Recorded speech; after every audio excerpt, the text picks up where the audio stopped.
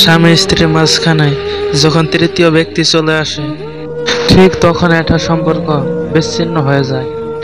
নদী আমাদের এই শিক্ষাই দেয়, জীবনে চলার পথে বাধা এলে না থেমে রাস্তা বদলাও, লক্ষ্য নয়।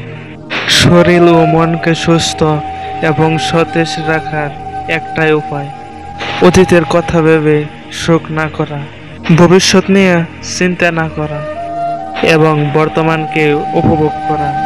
আমি বিচ্ছেদ চাইনি, এমন সম্পর্ক চেয়েছি যেখানে আজ থেকে 60 বছর পর মানুষে দেখে বলবে, তোরা আজও একসাথে আছিস। সারাদিন কথা বলা মানুষটা যখন হুট করে কথা বলা বন্ধ করে দেয়, তখন সত্যি ভীষণ কষ্ট হয়, চাইলেও কাউকে বোঝানো যায় না। হারতে হলে এমন ভাবে হারো যেন সে জিতে যেয়ে অবস্থায়। পৃথিবীতে সবাই টাকার পাগল, টাকা ছাড়া মা বাবাও ভালোবাসে না। হারিয়ে যাওয়া সূর্যকে ফিরে পেতে 12 ঘন্টা সময় লাগে, কিন্তু হারিয়ে যাওয়া বিশ্বাসটাকে সারা জীবনে চেষ্টা করলেও ফিরে পাওয়া যায় না।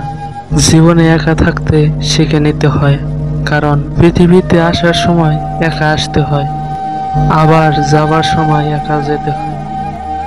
হাতের লেখায় মানুষের ভাগ্য থাকে না, মানুষের ভাগ্যই থাকে মানুষের কর্মে। কিছু কিছু সম্পর্ক শেষ হয়েও শেষ হয় না।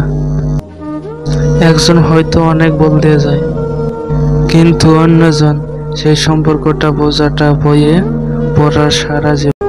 যে আপনাকে নিয়ে মজা করে তাকে কথার জবাব না দিয়ে সফলতার জবাব দাও।